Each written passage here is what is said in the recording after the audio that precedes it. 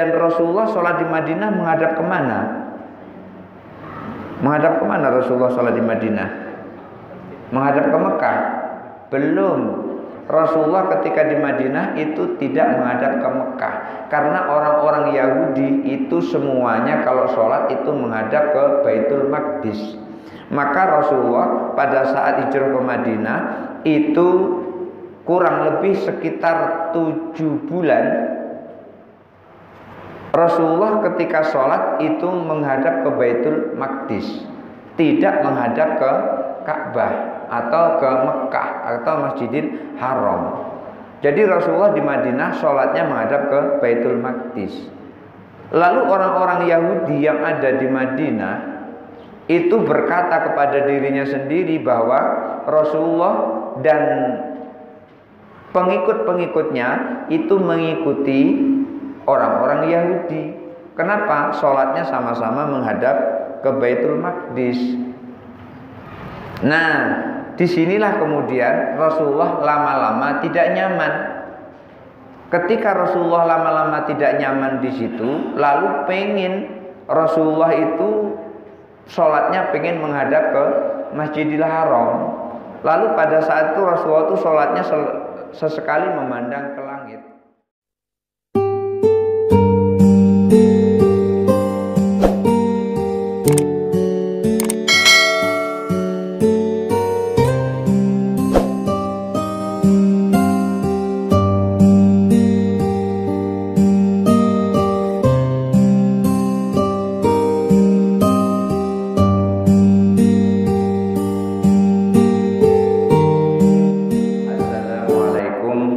Warahmatullahi wabarakatuh.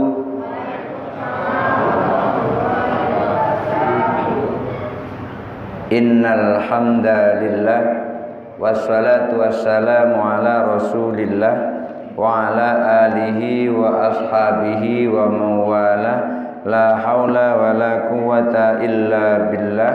Rabbi shrah li sadri wa yassir li amri wahlul 'uqdatam min lisani yafqahu qawli, amma ba'du. Bapak Ibu hadirin jamaah Masjid As-Salam yang dirahmati Allah.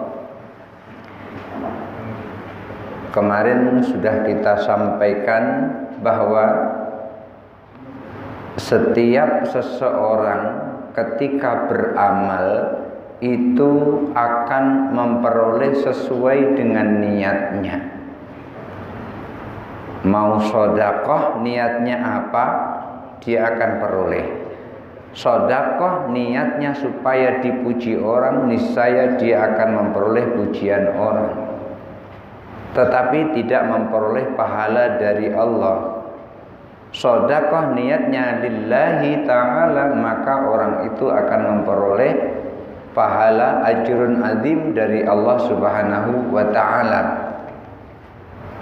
Semua amal seseorang ketika dia beramal, maka semua amal itu dia akan memperoleh likulli manawa, setiap apa yang ia niatkan.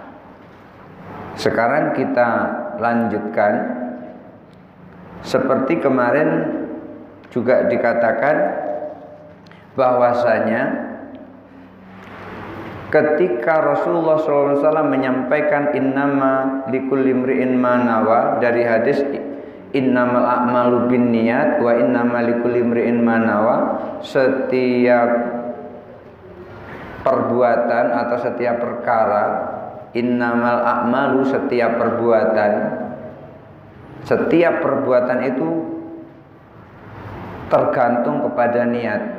Innamal a'malu binniyah, setiap perbuatan tergantung pada niat. Wa innamal likulli imri'in ma nawa, dan setiap seseorang itu akan memperoleh apa yang ia niatkan. Hadis ini menunjukkan bahwa la tajuzun niyabatu fil ibadati, ibadah tidak boleh diwakilkan. Jangan pernah mewakilkan ibadah. Mohon maaf sore ini, maghrib ini aku nggak bisa pergi ke masjid, tolong wakili aku sholat. Nggak bisa. Ibadah nggak boleh diwakilkan. Walat tauqilu fi nafsin niyati, dan juga tidak boleh mewakilkan niatnya. Ibadahnya nggak boleh diwakilkan, niatnya nggak boleh diwakilkan. Inilah refleksi dari innama likulli imri'in manawa. Setiap sesuatu, setiap seseorang akan memperoleh apa yang ia niatkan. Tetapi ini semua tidak seluruh ibadah. Tidak seluruh ibadah. Ada ibadah-ibadah tertentu boleh diwakilkan.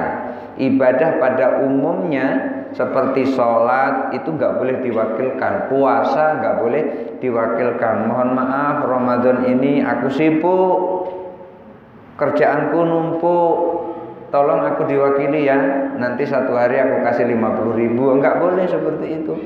Nggak boleh diwakilkan. Niatnya nggak boleh diwakilkan, atau puasanya sendiri nggak boleh diwakilkan. Ketika dia ngomong, tolong aku wakil niat ya, biar aku yang puasa tapi kamu yang niat. Itu juga nggak boleh. Nggak boleh seperti itu. Wakil niat nggak boleh, berniat harus niat sendiri, harus melaksanakan sendiri. Tetapi ini tidak semua dari bentuk ibadah. Waqad istasna min dzalika tafarruquz zakati wa dzabhul udhiyati. Ibadah-ibadah yang tidak boleh diwakilkan itu kecuali ketika membagikan zakat dan menyembelih binatang kurban. Membagikan zakat boleh diwakilkan, menyembelih binatang kurban boleh diwakilkan. Ibu-ibu kalau nggak bisa nyembelih binatang kurban, jangan nyembelih sendiri. Nanti malah memotong tangannya sendiri karena ketakutan dengan darahnya. Oleh karena itu boleh wakil kepada orang yang tukang nyembelih. Fayajuzu tauqilu fihi ma fin niyati wa dzabhi wa tafarruqu mal qudrati 'ala niyati. Maka dalam dua jenis ini, yang pertama membagikan zakat ketika ibu bapak sudah sampai haul dan nisabnya, punya tabungan di bank itu 100 juta atau 90 juta, maka harus dikeluarkan 2,5% setiap tahun. Karena di bank itu duitnya berputar, maka ketika duit berputar itu harus dikeluarkan 2,5% setiap tahun. Tapi kalau tidak diputar, maka cukup dikeluarkan pada pertama kalinya. Ketika duit itu berputar, maka harus dikeluarkan tiap tahun 2,5%. Makanya orang yang jualan itu duitnya kan berputar terus. Ketika berputar terus, maka dikeluarkan zakatnya setiap satu putaran, artinya satu haul. Satu haul itu kalau orang dagang itu 1 tahun, kalau orang bekerja itu 1 tahun. Tapi berbeda-beda ini nanti kajiannya pada kajian fikih. Membagikan zakat itu boleh diwakilkan, niatnya boleh diwakilkan, kemudian membagikan zakatnya juga boleh diwakilkan. Jadi niatnya boleh diwakilkan ma'al qudrati 'ala niyati, walaupun mampu niat sendiri. Membagikan zakat, menyembelih binatang kurban boleh diniatkan, walaupun mampu niat sendiri, bisa niat sendiri, boleh diwakilkan. Tapi ada yang tidak boleh diwakilkan kalau mampu niat sendiri. Apa itu? Wafil haji. Ketika seseorang menjalankan atau menunaikan ibadah haji, la yajuzu dzalika ma'al qudrati. Tidak boleh mewakilkan niat haji kalau mampu niat sendiri, enggak boleh. Jadi haji itu ibadah fisik, kalau mampu sendiri menjalankannya, mampu sendiri meniatkannya, tidak boleh untuk diwakilkan. Alasan sibuk enggak boleh diwakilkan. Oleh karena itu, dalam sebuah riwayat dikatakan, siapa yang mampu berhaji, sudah punya uang, cukup istitoah, istitoah uangnya ada, sehatnya ada, keamanan ada, kesempatan ada,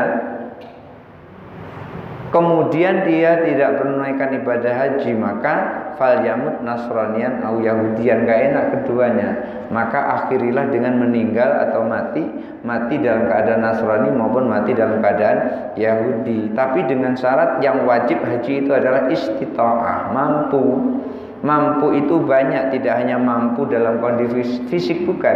Jadi mampu istitoah itu adalah keuangannya mampu, kesehatannya mampu, keamanannya mampu, arti sehat, kemudian duit cukup ada untuk berangkat ada, kemudian aman, kesempatan ada,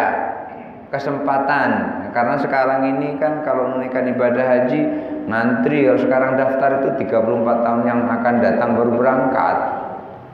Kalau bapak umurnya sekarang tuh 60 berarti 9, kalau umurnya 60 berarti 94 yang akan datang baru berangkat. Nah, itu sudah kakinya udah 3, itu 1 tongkat. Itu udah 93 yang akan datang. 93 tahun umurnya. Kalau daftar sekarang, umur sekarang 60 tahun. Karena 34 tahun yang akan datang baru berangkat. Wadak udaini, adapun ketika seseorang mau membayar hutang, kan kita ini tidak bisa lepas dari bayar hutang. Setiap kita ini pasti punya hutang. Hutang apapun, macam-macam hutang, baik hutang ucapan, hutang budi, hutang uang. Tapi yang dimaksud di sini adalah hutang uang. Kita ini tidak pernah terlepas dari hutang. Wadak udaini, adapun membayar hutang, amma idza kana ala jihatin wahidatin, kalau membayar hutang itu hanya satu tujuan atau satu arah saja, atau satu untuk bayar hutang itulah, cuman bayar hutang satu tujuan, layah taju ila niyatin, bayar hutang tidak perlu niat. Kan kemarin udah juga sampaikan, tidak semua perbuatan kita itu sahnya karena niat. Ada perbuatan yang sah tapi tidak perlu niat. Contohnya apa? Membersihkan najis. Membersihkan najis itu nggak perlu niat. Tapi kalau ada niat itu menambah pahala. Baju terkena tai ayam, kemudian terus pergi ke belakang, dicuci di kamar mandi, dicuci. Tanpa niat dicuci sampai bersih, hilang bau, warna dan rasanya, sah sucinya itu, sah, bersihnya itu sah, walaupun nggak niat. Tapi kalau niat akan memperoleh pahala. Tapi sahnya itu tidak ditentukan oleh niat. Sama dengan membayar hutang, itu sahnya juga tidak ditentukan oleh niat. Ibu berhutang kepada ibu yang lain, Ibu Halimah berhutang kepada Ibu Anisah umpamanya. Kemudian Ibu Halimah ketika membayar uang kepada Ibu Anisah itu nggak ngomong-ngomong, ini Bu duit yang kemarin, cuman kayak gitu saja, sah itu sudah walaupun nggak pakai niat. Tapi kalau niat dan tidak dilaksanakan pembayarannya itu masih tetap berhutang. Bu, aku niat ya, aku membayar hutang, tapi nggak dibayar-bayar uangnya itu nggak lunas hutangnya. Jadi hutang lunas tidak dengan niat, tapi hutang lunas dengan dibayar. Kalau membayarnya itu, kalau hutangnya umpamanya hutang 2.000 rupiah, terus langsung dikasih 2.000 rupiah, ini Bu kemarin aku pinjam duit 2.000 rupiah, ini aku kembalikan 2.000 rupiah, tanpa niat, sah, lunas hutangnya walaupun tidak niat. Tetapi ketika ada dua arah, wa in kana ala jihataini, ketika seseorang itu membayar hutang tapi ada dua macam pembayarannya, kaman alaihi alfani bi ahadima rahnun fa adda alfan, ketika seseorang punya hutang 2.000, umpamanya punya hutang 2 juta gitu ya, punya hutang 2 juta, kemudian dia cuman memberikan uang itu 1 juta, pengen melunasi hutang dengan 1 juta, tapi yang 1 juta dibayar dengan rahnun, dengan sewa, apakah sewa toko atau sewa rumah, Umpamanya gini, Bu, aku bayar utangku kemarin 2 juta, ini 1 juta. Kemudian yang 1 juta aku bayar dengan sewa rumah selama 1 tahun. Deal, oke. Akhirnya rumahnya ditempati. Yang seperti itu baru sah yang seperti itu. Kalau niatnya ada 2, tapi kalau niatnya bukan niatnya ada 2, maksudnya pekerjaannya ada 2. Yang satu cash dengan uang, yang satu dibayar dengan sesuatu yang lain. Maka harus ngomong yang seperti itu. Maka dikatakan ja'altuhu an alfi rahnun sodakun. Yang 1 juta itu aku bayar dengan sewa.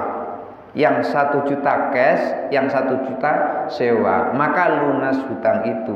Tapi harus ngomong. Tapi kalau nggak ngomong cuma dibayar 1 juta gitu saja, itu belum lunas itu. Belum lunas walaupun dia nempati sewa bedeng tadi 1 juta 1 tahun itu belum bayar, tetap itu belum lunas karena hutangnya 2 juta baru dibayar 1 juta. Tapi ketika hutangnya 2 juta dibayar 1 juta terus mengatakan yang 1 juta aku bayar dengan kontrakan rumah itu, Bu, oke. Maka jadi itu yang seperti itu. Maka harus dijelaskan seperti itu. Fa in lam yanwi syai'an halat ad-daf'i nawa ba'da dzalika. Kalau pada saat memberikan uang 1 juta tadi untuk membayar hutang tadi belum ngomong apa-apa, itu juga enggak masalah. Ngomongnya nanti, boleh ngomongnya nanti. Artinya niatnya nanti boleh. Bukan niat pada saat memberi. Pada saat memberi belum niat, baru nyampaikan saja, baru ngasih saja, tapi belum niat.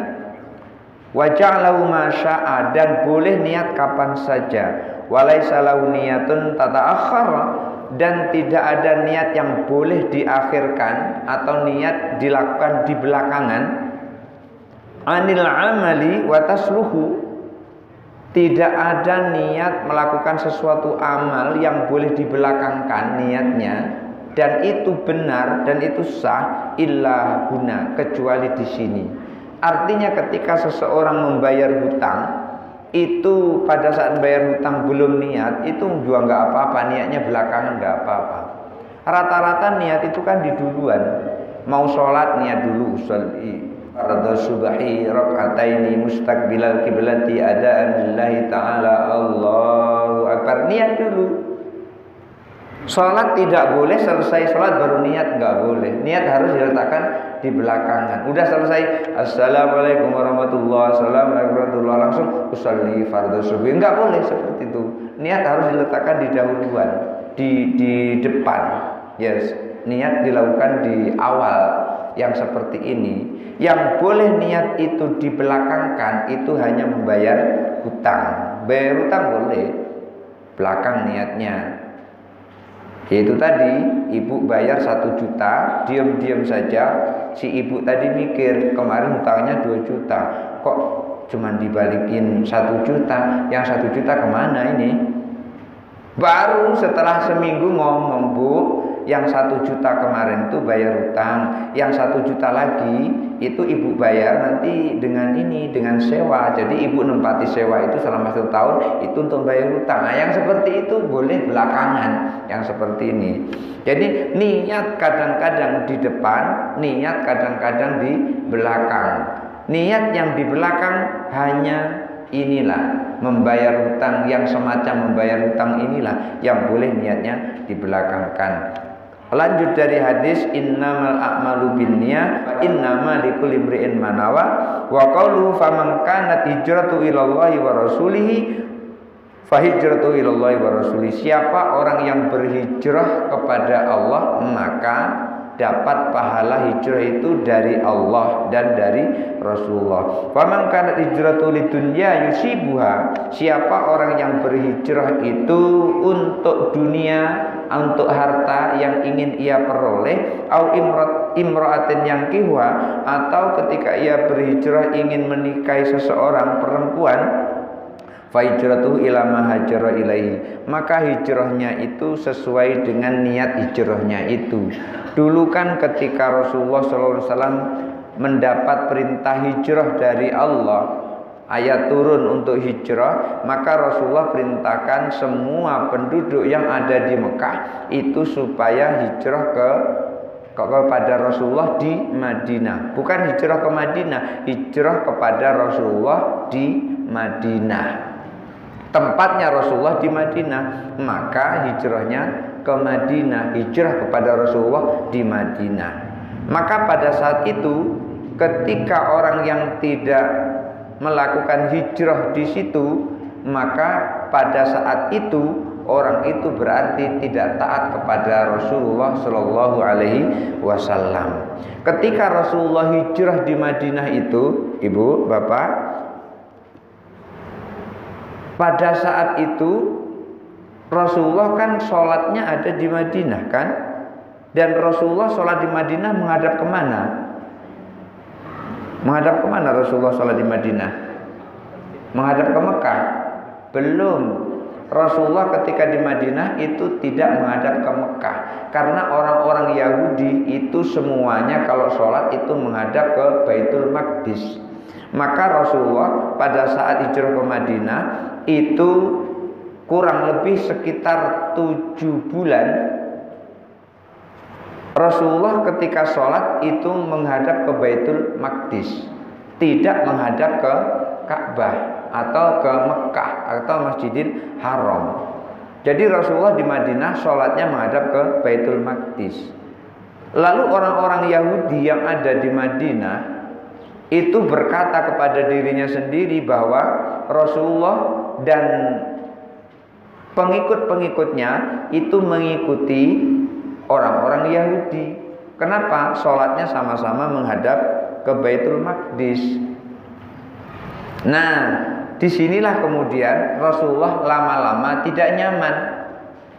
Ketika Rasulullah lama-lama tidak nyaman di situ, lalu pengen Rasulullah itu sholatnya pengen menghadap ke Masjidil Haram. Lalu pada saat itu Rasulullah itu sholatnya sesekali memandang ke langit. Qad nara taqalluba wajhika fis sama falanwalliyannaka qiblatan tardhaha fawalli wajhaka syatrul masjidil haram. Allah tahu Rasulullah itu enggak nyaman kalau sholat menghadap ke Baitul Maqdis. Akhirnya sholatnya sesekali melihat ke langit. Jadi sholatnya itu semacam noleh-noleh begitu, tapi ke atas ke bawah gitu. Lalu turun ayat di dalam tafsir Ibnu Katsir itu dijelaskan ketika Rasulullah itu nggak nyaman sholat menghadap ke Baitul Maqdis, Rasulullah sholatnya kadang-kadang melihat ke atas. Allah lihat begitu, kan nara taqalluba wajhika fis sama. Jadi taqallub, bolak-balik wajahnya itu ke langit. Wajah Rasulullah Shallallahu Alaihi Wasallam kadang-kadang menghadap ke langit, kadang-kadang ke bumi. Maka pada saat itu Allah sampaikan fawalli wajhaka satrul masjidil haram. Itu pas saat ruko itu seluruh jamaah yang tadinya sholat menghadap ke Baitul Maqdis itu mutar menghadap ke Makkah, mutar menghadap ke Masjidil Haram. Dan itu terjadi pada saat sholat asar. Lalu ketika ada orang yang selesai sholat itu langsung pulang dan melihat di masjid lain itu sholat, lalu memberitahu bahwasanya Rasulullah sholatnya tidak menghadap ke Baitul Maqdis, tapi menghadap ke Makkah, menghadap ke Masjidil Haram. Lalu orang itu pada mutar semuanya ke Masjidil Haram. Ini terjadi ketika Rasulullah SAW hijrah di Madinah, hijrah ke Madinah. Itu dijelaskan di dalam tafsir Ibnu Katsir di dalam surah Al-Baqarah. Hadirin yang dirahmati Allah, orang yang berada di Mekah itu diwajibkan oleh Rasulullah itu supaya hijrah ke Madinah. Tapi hijrah di Madinah itu bukan satu-satunya hijrah. Ada hijrah-hijrah yang lain di tempat bukan di Madinah, tapi di tempat lain. Nanti ada penjelasannya. Dan orang yang hijrah ke Madinah bersama Rasulullah itu ia akan memperoleh apa yang ia niatkan. Kalau hijrahnya itu karena Rasulullah, karena Allah dan Rasulnya, maka ia mendapat pahala dari Allah dan Rasulnya. Kalau ia hijrahnya itu macam-macam, ada hijrah karena pengen memperoleh uang, pengen memperoleh harta yang ada di Madinah. Kan Rasulullah mensaudarakan kan antara Muhajirin dan Ansor. Muhajirin itu orang-orang Makkah, Ansor itu orang Madinah. Jadi antara Muhajirin dan Ansor itu dipersaudarakan oleh Rasulullah, dan di situ hartanya Ansor itu adalah hartanya Muhajirin. Artinya orang-orang yang menerima orang-orang yang hijrah itu akan menyerahkan hartanya atau mempersilahkan Muhajirin, orang-orang yang pindah dari Mekah itu menikmati hartanya. Jadi ini mempersaudarakan, Rasulullah mempersaudarakan antara Muhajirin dan Ansor. Orang Ansor berlomba-lomba untuk memberikan harta bendanya kepada orang-orang Muhajirin karena perintah Rasulullah SAW. Karena apa? Yang diharap adalah pahala dari Allah dan Rasulnya. Oleh karena itu mereka mentaati Allah dan Rasulnya. Oleh karena itu ada yang hijrahnya ke Madinah itu karena harta, karena uang. Maka ketika dia hijrah karena harta itu, maka yang ia peroleh adalah harta itulah. Ada yang hijrahnya itu karena mengikuti perempuan yang ingin dinikahinya. Yang ia dapat yaitu perempuan yang ingin dinikahinya. Maka setiap apa yang diniatkan itu, yang ia peroleh adalah niatnya itu. Aslul muhajarati al-mujafatu wat tarku. Asal dari kata hijrah itu adalah meninggalkan. Fa ismul hijrati yaqau ala umurin. Oleh karena itu kata-kata hijrah itu artinya ada beberapa, tidak hanya satu, artinya ada beberapa. Yang pertama hijratus sahabati, pertama hijrahnya sahabat radhiyallahu anhum min Makkah ilal Habasah. Pertama hijrahnya sahabat dari Makkah ke Habasah. Hina adal musyrikuna Rasulullahi fafaru ilan Najasyi. Ketika orang-orang kafir Quraisy, orang-orang musyrik itu mengganggu Rasulullah, maka sahabat-sahabat Rasulullah itu diungsikan menuju ke Habasah. Jadi bernaung kepada Raja Najasyi. Wa kanat hadir hijratu ba'dal bi'sati. Hijrah ke Habasah ini adalah setelah Rasulullah diutus atau setelah Rasulullah diangkat menjadi nabi. Bi khamsi sinin, 5 tahun. 5 tahun setelah Rasulullah menjadi nabi. Berarti ketika Rasulullah umur 45 tahun. Nabi kan 40 tahun ya, 40 tahun.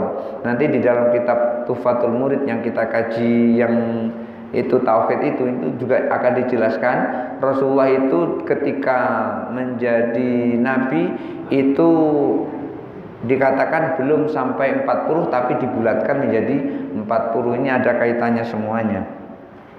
Nah, ini menurut Imam Baihaqi. Kalau menurut Imam Baihaqi, hijrah yang pertama itulah hijrahnya para sahabat, yaitu ke Habasah. Hijrah kepada Raja Najasyi, minta pertolongan kepada Raja Najasyi karena orang-orang kafir Quraisy, orang musyrik pada saat itu mengganggu Rasulullah SAW.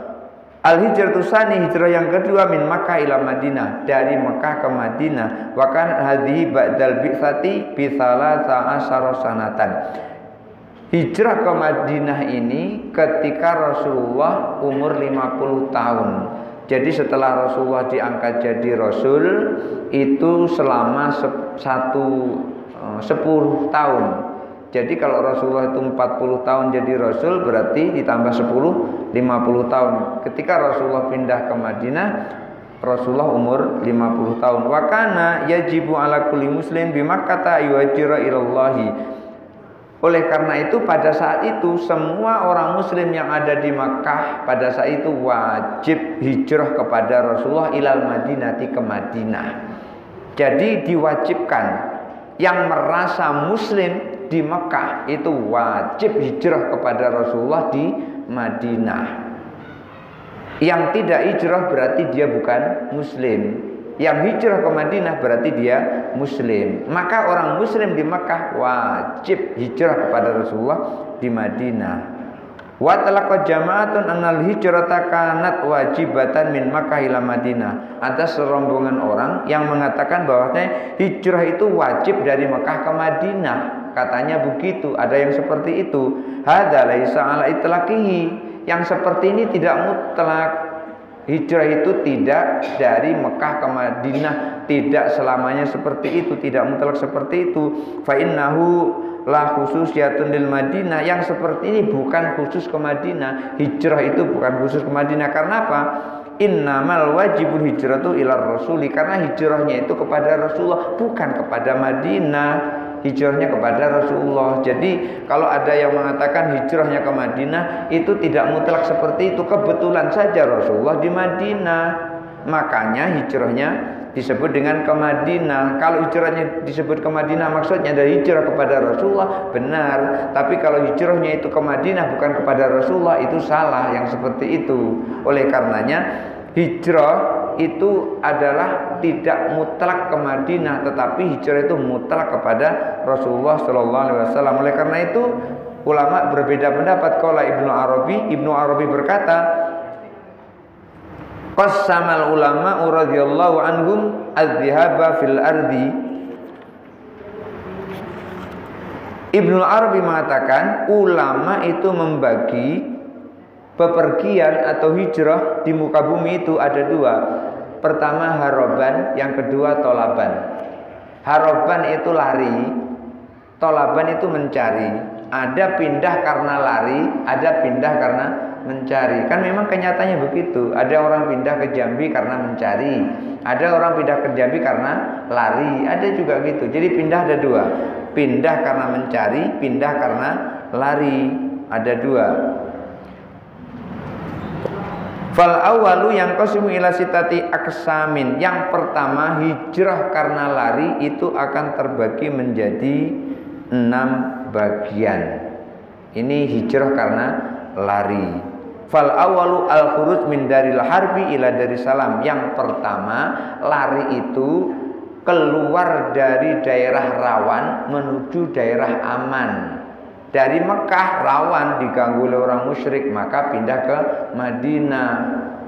Jadi hijrah itu dari tempat yang rawan menuju tempat yang aman. Wahya baqiyatun ila yaumil qiyamah. Yang seperti ini akan ada terus sampai hari kiamat. Wallati inqata'at bil fathi.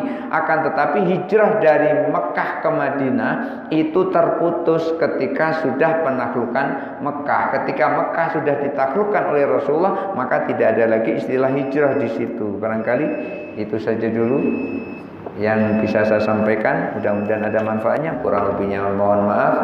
Hadanallahu wa iyyakum ajmain. Wallahu muwaffiq ila aqwamit thoriq. Wassalamualaikum warahmatullahi wabarakatuh.